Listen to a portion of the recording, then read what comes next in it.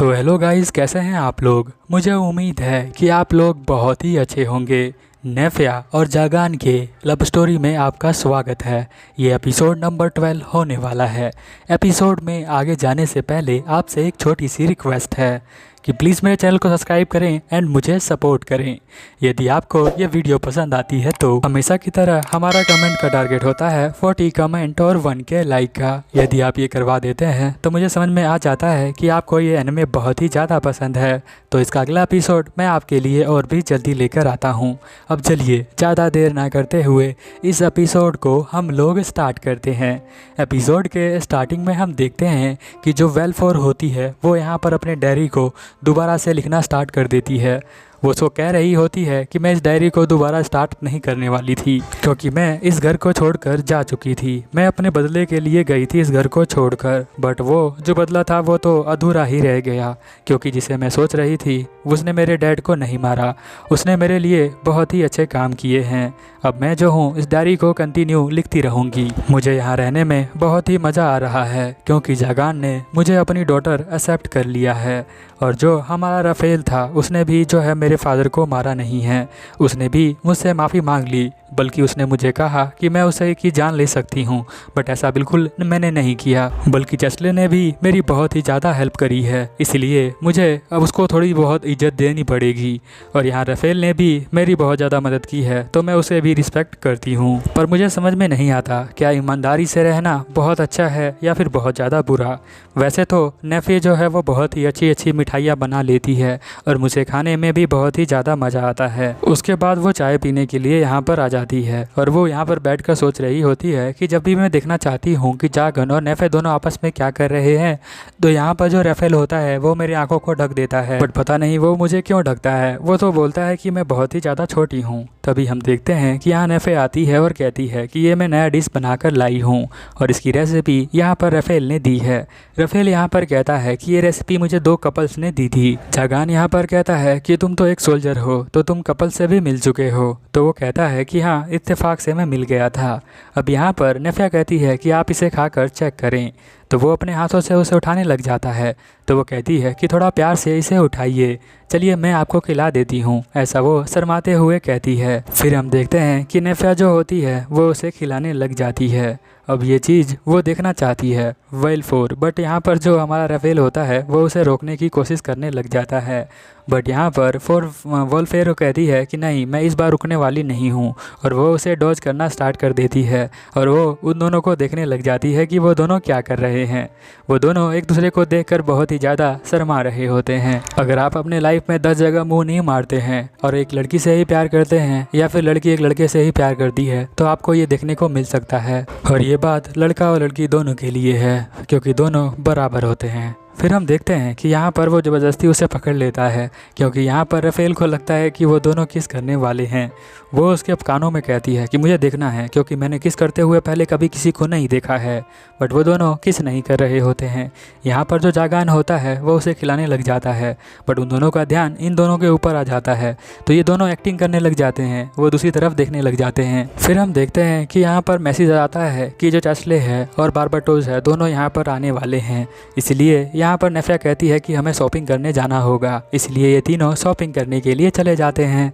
हम देखते हैं कि गांव वाले यहाँ पर धीरे धीरे इन तीनों को पहचान चुके हैं। वो उन्हें देखकर बहुत ही ज़्यादा खुश होते हैं, क्योंकि नेफिया बहुत ही ज़्यादा प्यारी होती है और जागान भी बहुत ही प्यारा होता है। उन दोनों की जोड़ी सूट कर रही होती है, इसीलिए जागान जो होता है वो नेफिया को देखकर मन ही मन बहुत ही ज़्यादा खुश हो रहा होता है, क्योंकि नेफिया जो है यहाँ पर बहुत ही जल्दी घुल मिल जाती है, उसे सभी लोग पहचानने लग जाते हैं। फिर यहाँ शॉपिंग होने के बाद नेफिया कहती है कि चलो हम बर्ड गर्ल के पास चलते हैं, और वो बर्ड गर्ल के पास आ जाते हैं। यहाँ पर वो उसे खाने के लिए कुछ देने के लिए आई है। वो उसे देखकर बहुत ही ज़्यादा खुश हो जाती है। बर्ड गर्ल कहती है नए कपड़े आ चुके हैं तो तुम्हें उन्हें ट्राई करना चाहिए। फिर हम देखते हैं कि जागान यहाँ पर एक म्यूजिक वाले सिस्टम को देखने लग जाता है, जिसका नाम फोनोग्राफ होता है, और वो उसे बड़े ही ध्यान से देख रहा होता है। यहाँ पर वो बता रहा होता है जो वेलफोर होती है कि इसका यूज़ जो है म्यूजिक सुनने के लिए किया जाता है। यहाँ पर बर्ड गर्ल आती है और कहती है कि ये काम नहीं करता है। कुछ बच्चे यहाँ पर आए थे ये सोचकर कि वो उसे बेचकर कुछ पैसे ले जाएंगे, बट मैंने उन्हें मना किया तो वो यहीं पर छोड़कर उसे चले गए। ये सुनकर जागान जो होता है वो भी अपने बचपन की बात को याद करने लग जाता है, क्योंकि बचपन में वो भी कूड़े के ढेर से कुछ सामानों को लेकर आया करता था बेचने के लिए, ताकि उसे पैसे मिले और वो उसे कुछ खा पाए। अब यहाँ पर जागान कहता है कि मैं इसे जो हूँ बाय करने वाला हूँ तुमसे, और वो बहुत सारे पैसे निकाल कर उसे दे देता है। यहाँ पर बर्ड गर्ल कहती है कि इतने पैसे की कोई भी ज़रूरत नहीं है, आपको कुछ भी देने की ज़रूरत नहीं है। जागान कहता है नहीं, मुझे तुम्हें पैसे देना है, किसी भी कॉस्ट पर मुझे ये चाहिए, और फिर वो उसे यहाँ पर लेकर घर पे आ जाता है। फिर हम देखते हैं कि यहीं पर सीन चेंज हो जाता है। घर पे हमें दिखाया जाता है चेस्ले और बार्बाटोस को, जो दोनों जो है यहाँ पर बैठे होते हैं। दोनों को ही नींद आ रही होती है। तभी हम देखते हैं कि वो राफेल से पूछती है कि वो दोनों कहाँ पर हैं। राफेल यहाँ बताता है कि वो दोनों मार्केट में गए हुए हैं। थोड़ी देर बाद वो लोग यहाँ पर आ जाते हैं। उन तीनों को देखकर चेस्ले बहुत ही ज़्यादा खुश हो जाती है। वो आती है पास में चेस्ले और कहती है फोरवेल को कि तुम कैसी हो, तो वो कहती है कि मैं बहुत ही अच्छी हूँ। फिर वो यहाँ पर बताने लग जाती है कि मैं भी बहुत ही अच्छा काम करना स्टार्ट कर दिया है। बार्बाटोस के पास यहाँ जागान आता है और कहता है कि तुम्हारा काम कैसे चल रहा है, तो वो कहता है मेरा काम बहुत ही बेकार चल रहा है, मुझे जो है उसकी देखभाल अभी नहीं करनी है। तो वो उसे एक पंच मारता है और कहता है तुम्हारा यही काम है, मैं इसके लिए तुम्हें पैसे दे रहा हूँ। और पंच वो इस बात के लिए भी मारता है क्योंकि यहाँ पर बार्बाटोस जो होता है वेलफोर की बेइज्जती कर रहा होता है, और वेलफोर जो होती है वो जागान की डॉटर होती है।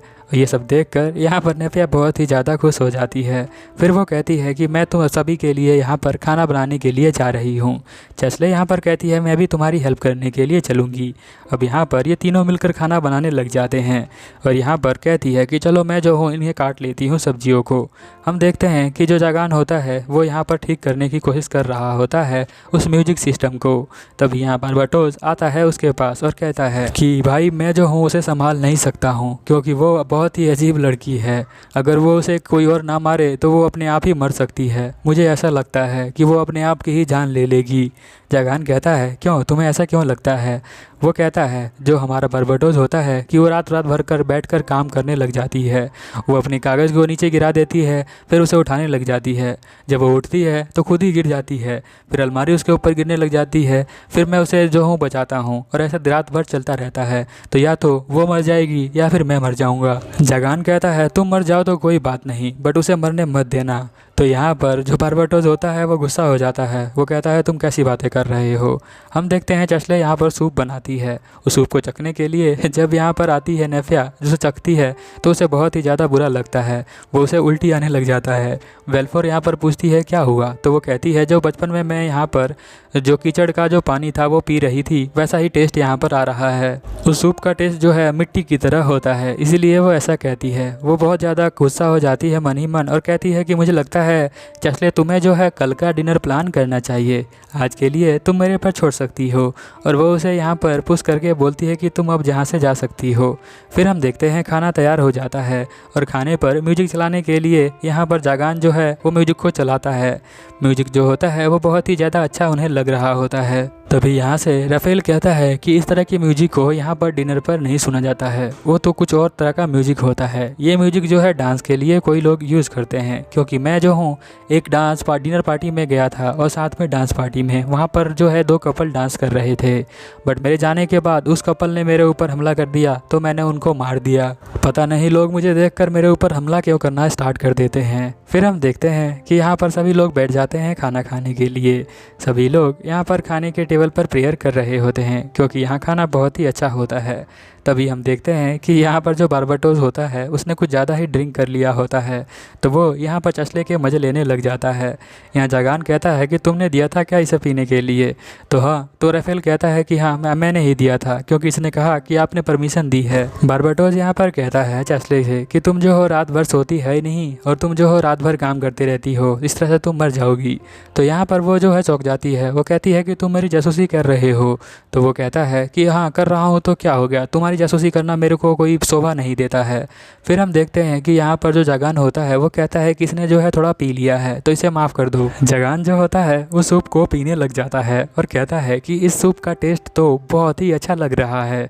ये सूप जो है वो बहुत ही ज़्यादा स्ट्रॉन्ग है।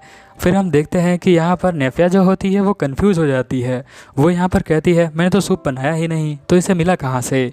तो वेल्फोर कहती है जो चस्ले ने बनाया था सूप वही मैंने इसे दे दिया है। तो वो बहुत ही ज़्यादा रिएक्ट करने लग जाती है क्योंकि यहाँ पर वो बेहोश हो जाता है उस सूप को पीकर।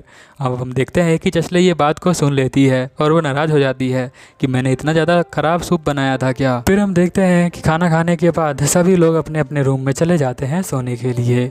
हम देखते हैं जागन जो होता है उसे दोबारा से ठीक करने लग जाता है उस म्यूजिक सिस्टम को। तभी उसके पास नेफे आती है और कहती है आज लोगों ने बहुत ज़्यादा खाना खा लिया।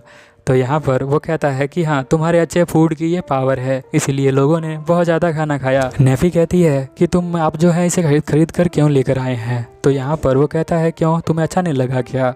तो यहाँ नेफी कहती है कि मुझे लग रहा है कि आप इसे देखकर बहुत ही ज़्यादा अंदर ही अंदर खुश हुए थे, जब खरीद रहे थे तब दुखी थे। तो यहाँ जागान कहता है कि जब मैं छोटा था तो मेरे पास भी खाने के लिए कुछ नहीं हुआ करता था, ना तो रहने के लिए, तो मैं भी ऐसे ही सामान बेचा करता था। बट मेरे जो दोस्त थे वो मेरी कभी कभी हेल्प किया करते थे मुझे खाना देने में, तो मैं इतना भी ज़्यादा अकेला नहीं था। भगवान उन सभी को खुश रखे। और म्यूजिक स्टार्ट होता है तो ये दोनों भी यहाँ पर आ जाते हैं सुनने के लिए। फिर हम देखते हैं कि यहाँ पर जो हमारी नेफे होती है वो गाना गाना स्टार्ट कर देती है।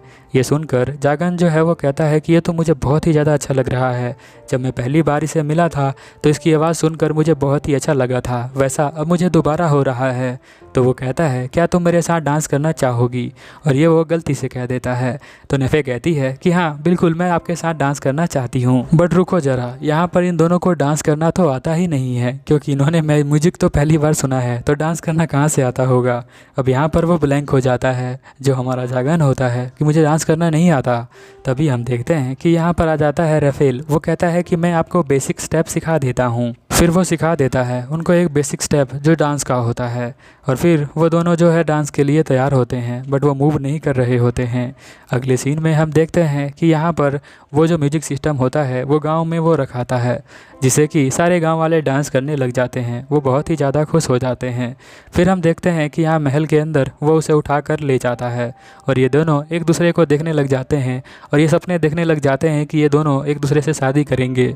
बट इन दोनों ने एक दूसरे को अभी तक प्रपोज नहीं किया है, फिर भी ये सोच रहे हैं कि इनकी दोनों की शादी होएगी। अगर आप एपिसोड देखते देखते यहाँ तक पहुँच गए हैं तो प्लीज़ चैनल को सब्सक्राइब करें।